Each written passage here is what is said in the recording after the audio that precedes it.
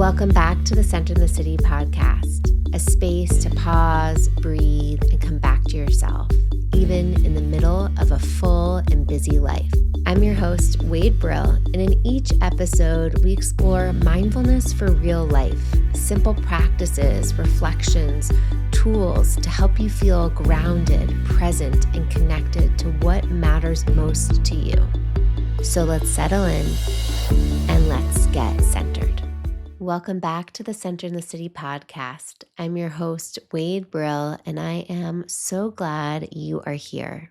In today's sole episode, we're exploring the theme of grief. I originally had something else planned to record today to go live this week, but I have just noticed that there is so much collective grief within the culture, within the world, as well as a lot of individual grief. And the word grief is just really kind of triggering. You know, we in American culture specifically don't like to talk about grief. Grief is something you do alone. It's something you do behind closed doors. You maybe process grief while in community at somebody's funeral or end of life celebration. Once that service ends or that party ends, grief doesn't just disappear, it lingers within the human heart and body. So today we're going to talk about grief, this really raw, tough emotion that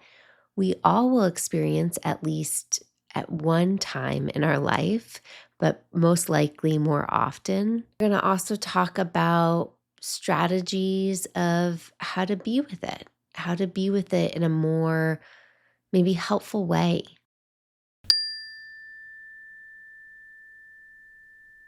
So wherever you are listening to this episode, I welcome you to settle in and let's get centered. It feels like the last 15 years of my life, I have had deep, deep grief.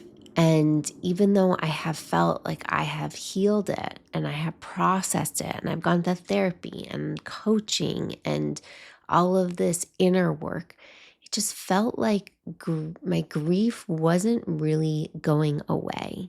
And for those listeners who don't know, when I was 21 years old, I was diagnosed with a type of cancer, Hodgkin's lymphoma. While at the same time, I suddenly lost my mother to her own cancer battle. She had leukemia for about 10 years at that point. And when I lost my mother while I was sick, while I was going through chemo, I was only about 2 months into a 6-month journey. I felt like my place of surviving and battling my own cancer got kind of pushed to the side as I was mourning this tremendous loss in my life, this deep loss of my beloved mother. And I know I was very lucky to have a mother who I loved, who I wanted to spend more time with, who I wanted to learn from, who I wanted to grow with. And it was really challenging because when I was sick and navigating this deep loss and all of this personal fear and anxiety and overwhelm of my own health, it was really hard to connect with other people, even my siblings who were going through a similar type of grief, because I felt like I was in a completely different stage of my life. And all of my friends didn't really know what it was like to lose somebody because we were all still so young. Maybe they had lost a grandparent or maybe a childhood friend at some time when they were younger. But it felt like grief was just something you sent condolences to somebody about and then let them go. And so I felt so alone in my grief for so long. And I think one of the things that's not talked about is that grief is so normal, right? Again, we're all going to experience grief, whether it's losing a pet, whether it's losing a relative, a sibling, a friend, a teacher, a mentor. We're all going to die. We're all going to pass away at some point. And grief also doesn't even just mean death of a loved one. It can mean an ending of a relationship, a divorce, moving, quitting a job, getting fired, some sort of end of chapter, there is always some little bit of grief. And even grief can be bittersweet, right? It could be the end of a vacation. It could be the end of summer camp. It could be the end of a project. There can be a like, wow, that was so amazing. And at the same time, this longing, this loss, this hole in the heart, this sadness, this maybe anger, right? There's so many emotions that can be even wrapped up under the category of grief. So one of my dear friends and colleagues a few years ago turned me onto the work of Francis Weller, who's a psychologist. He is kind of known as holding a lot of ritual around grief and space around grief in our Western American culture. He has a great book called The Wild Edge of Sorrow that I highly recommend, that talks about grief in many ways and specifically talks about the importance of ritualizing grief. And I'm going to talk about ritualizing grief in a moment. I'll circle back to that, but I want to highlight these, what is called the 5 gates of grief that Francis Weller has created, and he talks about not just in The Wild Edge of Sorrow, but in a few other of his books. And so the first gate, it's kind of, and when you think of these gates, I want you to think of them as kind of these pillars, these prominent ways to think about grief. And so the first gate is everything we love, we will lose. And it brings even just such tears to my eyes saying it out loud, right? Because everything is impermanent. Everything we love, we will lose. And that goes from these micro moments of maybe having an amazing kiss with somebody, and then we will eventually lose that person, or that kiss will be over, right? Or an amazing meal that is so delicious and it's going to be eventually over, or an amazing movie that we get into, or book. And so everything we love, we will lose. And it could be about losing somebody, something. It could be losing a relationship. It could be losing a home, animals. It could be losing your health. It could be losing your mobility, your physicality, maybe even skills that you have, or the loss of life dreams. I was talking to somebody today who mentioned that, there's so much grief. As growing up as a kid, I kind of felt like I was promised that, you follow these steps and everything that you want is going to happen, right? You go to school and you study and you build a community and you're responsible with money and you're going to create the life you want. Even if you do, that becomes temporary, because everything we love, we will lose, or it will change. It won't stay the same, or will change. And so there's this grief of like, wow, I was fed this like promise, and my current reality is not that. And so even just holding space for like, that's a form of grief, that lost dream, that lost vision. The second gate of grief is places that have not known love. And so what he means by that is that there are places in ourselves that have never been touched by love. There's places within ourselves that are full of shame, or that we've banished or we've hidden.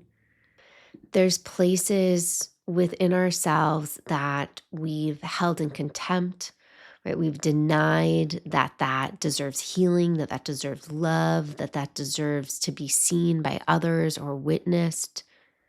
We've outcasted portions of our soul, appearing as addictions or depression or anxiety.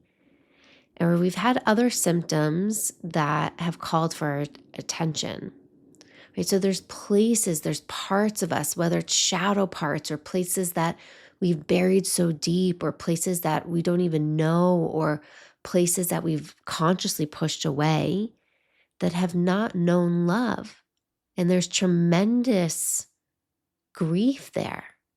And this is where it can be really helpful to do inner work, whether it's with a therapist or a skilled coach, somebody that can support you going inwards to the ouches, to the places of hurt that get avoided or bypassed or ignored because it maybe is too painful to visit.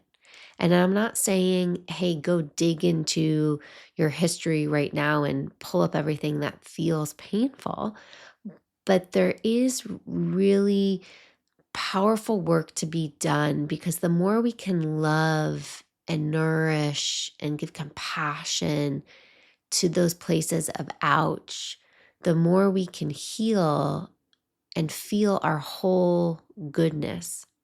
For me, I know in my personal journey, grief has felt like a place of shame, like I should get over this by now, or why am I still grieving my mom 15 years later?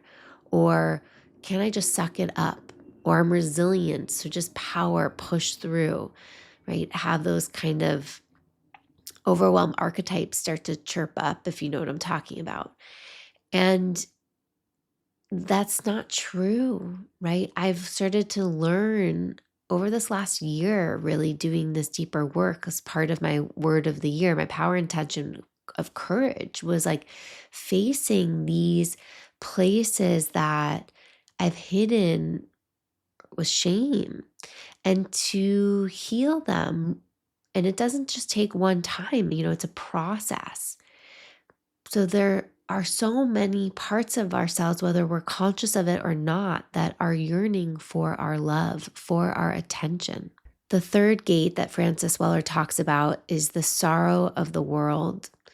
And this really refers to the grief around Mother Nature, the loss around the world around us, the daily ways we see habitats being brought down, the way we see people treating our environment pretty horribly, whether it's just like throwing trash out the window to, buying gas guzzling cars, to eating more meat, to destroying rainforests, to more oil production around the world, right? There's so much sadness in how we're globally, and more specifically for a lot of people, culturally in American culture, thinking about how even this current government is prioritizing the environment and the sadness, the way the earth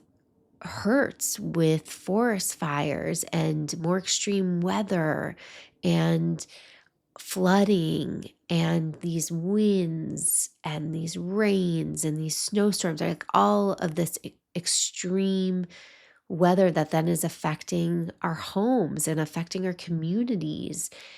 And it has a really big impact on our ability to feel safe, on our ability to feel like we can flourish because Mother Nature isn't flourishing. Now, I know so many people that are specifically feeling the grief of our world, the grief of our environment. And there's actually like a whole coaching niche that really helps people face a lot of this environmental anxiety that can show up because it's such a really big hole in a lot of people's hearts. The fourth gate is what Francis Weller talks about as what we expected and did not receive.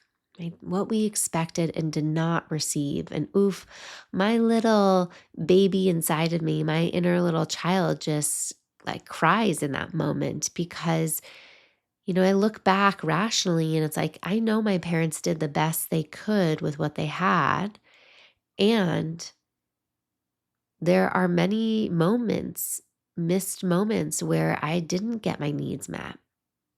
And that creates pain, that creates grief. I think many of us recognize that we have these ouches, but we've also created this sense of false positivity where it's just kind of like, okay, well, yeah, that happened, but what am I going to do about it? Like, I'm now 40 and that was 35 years ago, right? And there's just kind of this like, suck it up, let's move on. But there's still a wound there that hasn't gotten enough solved to heal. So we might have conscious or unconscious forms of disappointment. We might feel feelings of deep loneliness or aloneness. Or maybe there's even a diminished experience of who we truly are.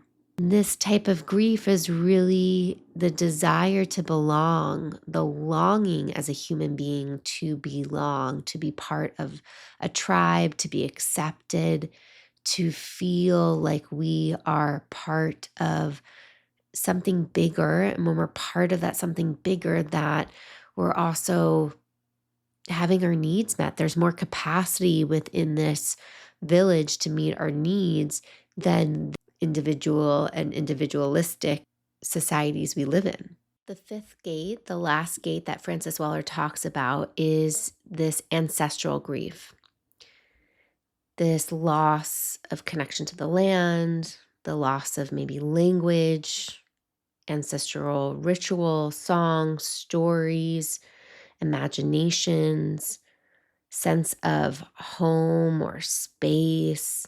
Within this category of ancestral grief, there could even just be this big sense of woundedness, this loss of connection to land or abandonment or abuse, trauma from cultural heritage, lineage, history. I talked about this before in the podcast, but ancestral grief is real, and there's even research around the epigenetics that get passed down to you from ancestral trauma, and specifically being Jewish. I noticed that there's a lot of ancestral grief around leaving Europe, around needing to come to America, around creating new life and safety and having to change your identity to fit in. So many immigrant populations feel this kind of grief. I never had any of my grandparents alive when I was born. They all passed before I was born. And so even this idea of ancestors was kind of really foreign to me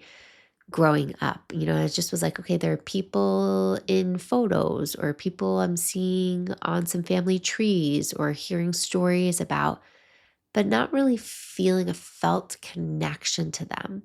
And I had to do a lot of work around connecting to them in my own ways, talking to them in my own ways, building some sort of thread that reminds me I am connected to a lineage that isn't here on the earth anymore, and that it's okay to keep that relationship with them alive. So I welcome you just to pause. I know I just shared a lot, maybe a lot of intense information.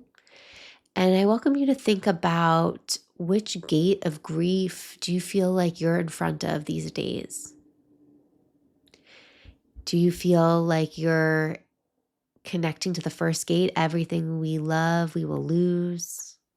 The second gate, this reminder that places within us have not known love. This third gate, that there's sorrows of the world, of Pachamama, Mother Nature. This fourth gate, what we expected and did not receive. Or this fifth gate, ancestral grief.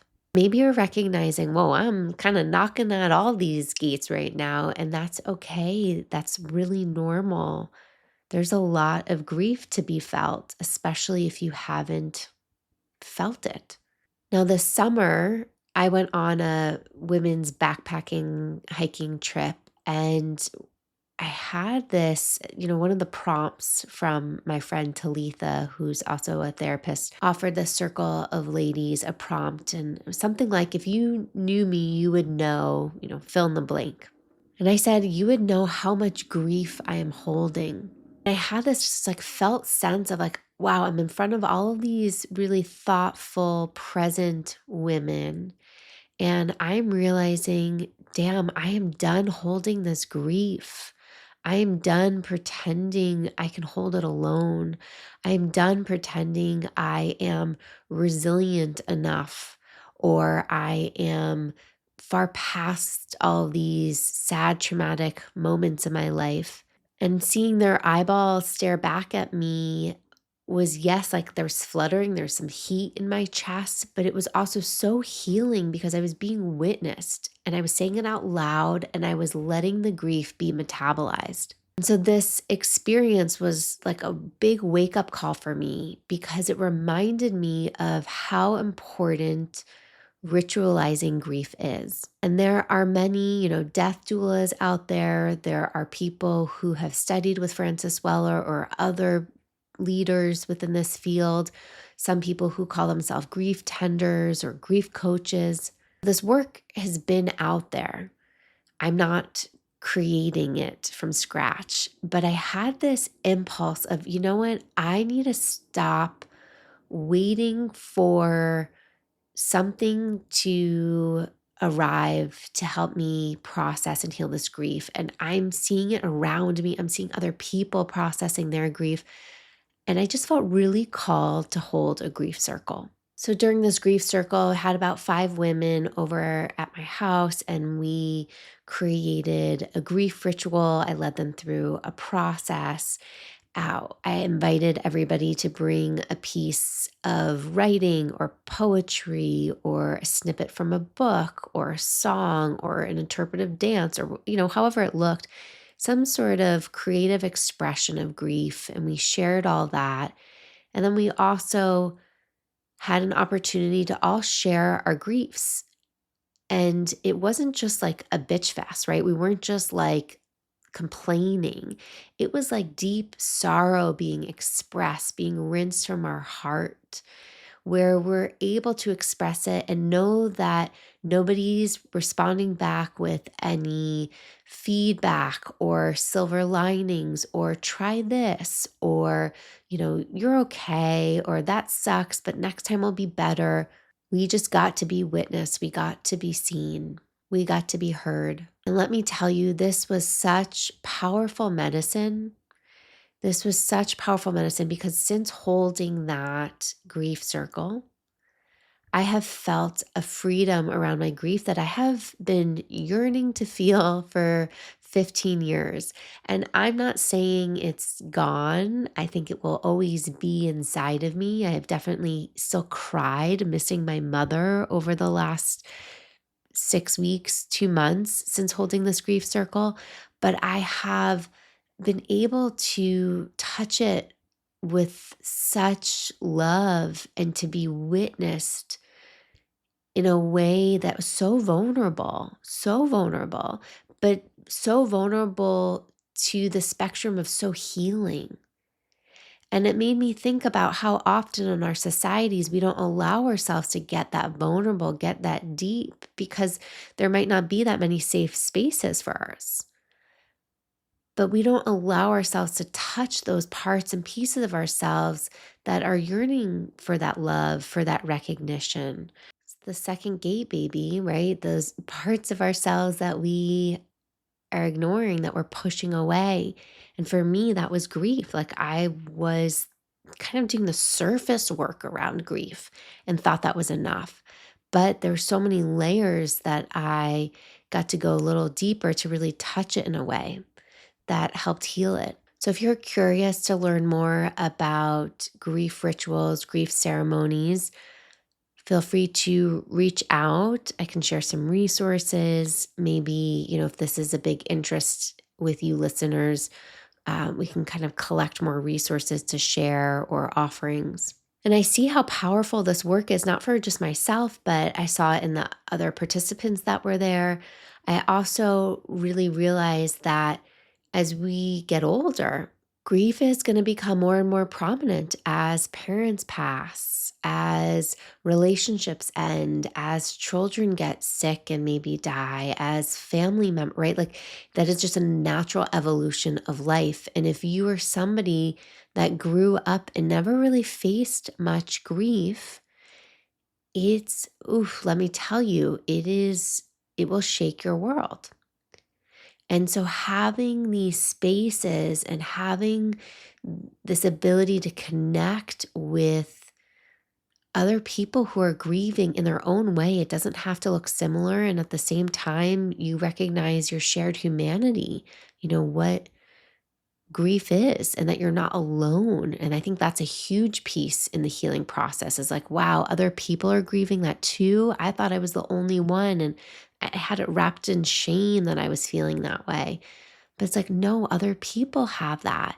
And we can out it together in a very loving, kind way. And I just want to normalize that we're not taught how to grieve in our Western culture. We're not taught. And so if you're like, I don't know what to do here, like you are not alone. Nobody's given you a manual. Most likely, nobody's really modeled it in a healthy way.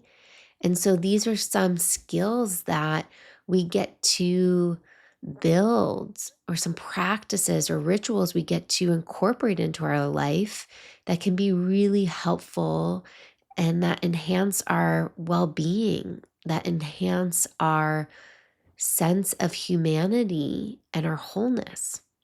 So some powerful ways that we can be with grief in these times, or with whatever we're processing, or with whatever gate we are in front of or walking through.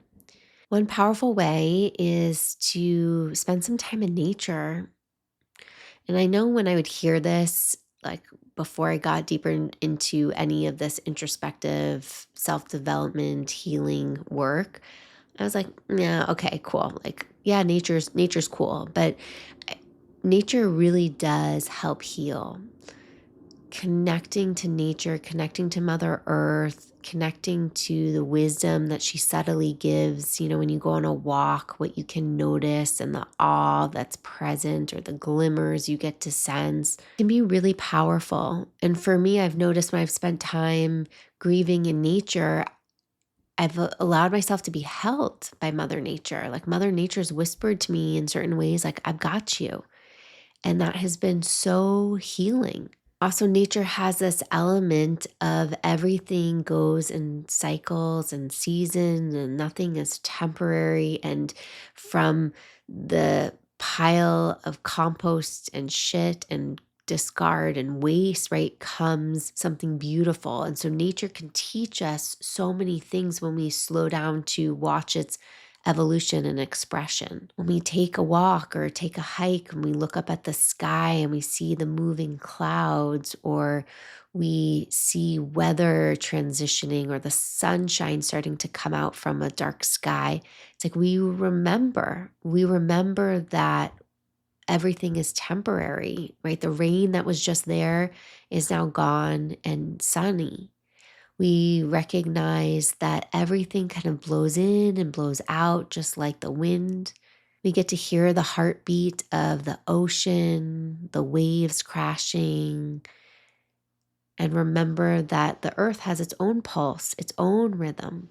And when we spend time in nature, it's a reminder that grief isn't something that we get rid of, right? It just is something that can be held and released and metabolized and transformed and alchemized. For me, another supportive way to be with grief is to actually take time to get to know it. I think for so long, I didn't really know how grief was feeling or showing up. In the initial stages of grief, when we have sudden loss, like when I lost my mom, like, oh, of course, it's like so apparent what grief feels like: the heartache, the nausea, the numbness, the state of shock that my system is in. But that slowly over time starts to transition. And so just being conscious of like, what does grief even feel like for me and my body right now? Maybe it's just like a tender longing in my heart somewhere off to the side. Or there's just this sadness behind my eyes.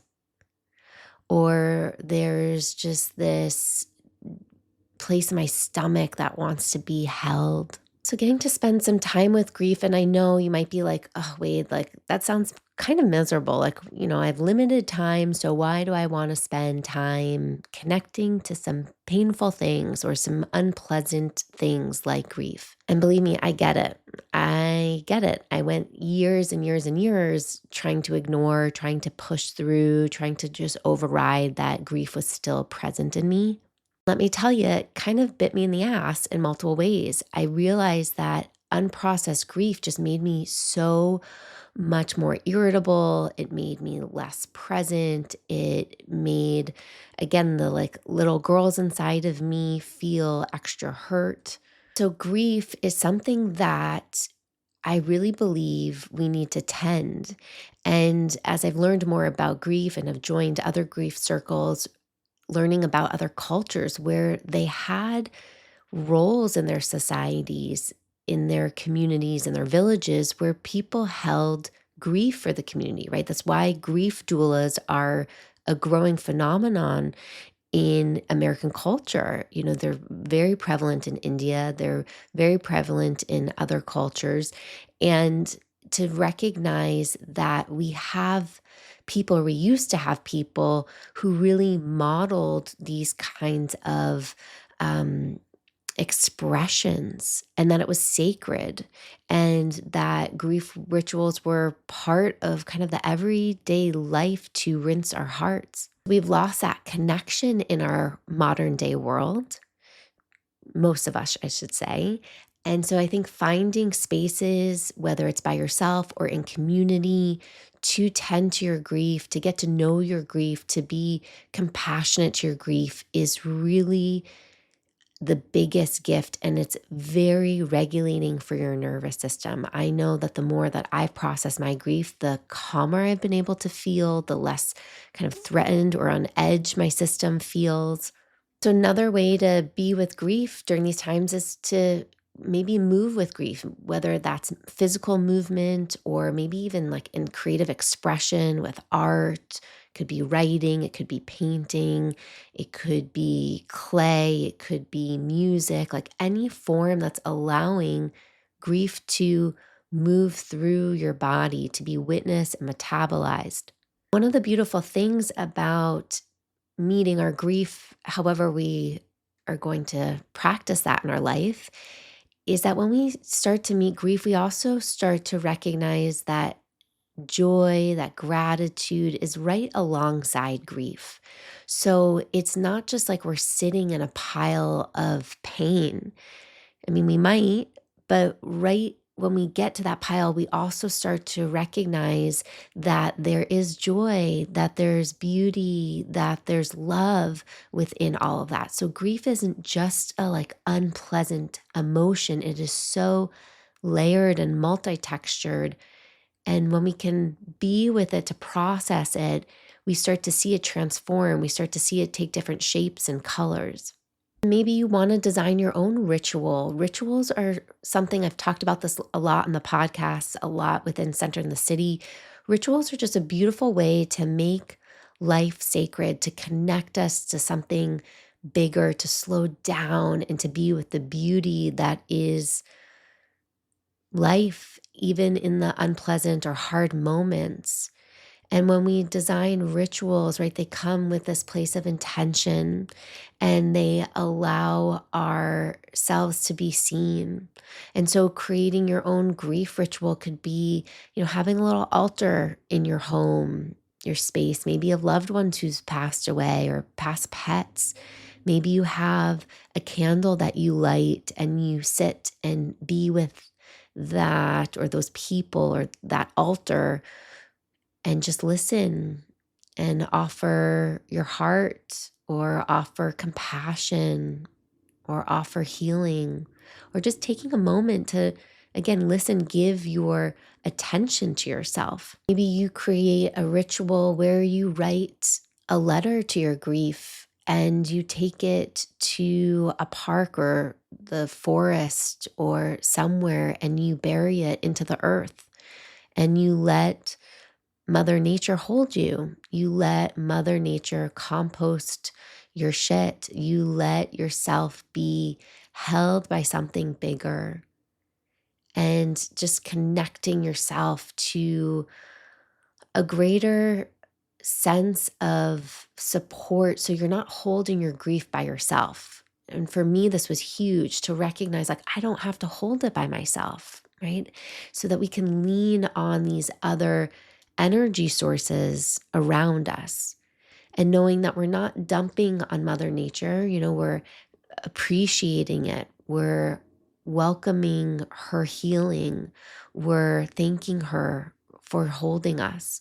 So we're not going in and just using her, but we're allowing ourselves to let the sacredness of the earth really hold us.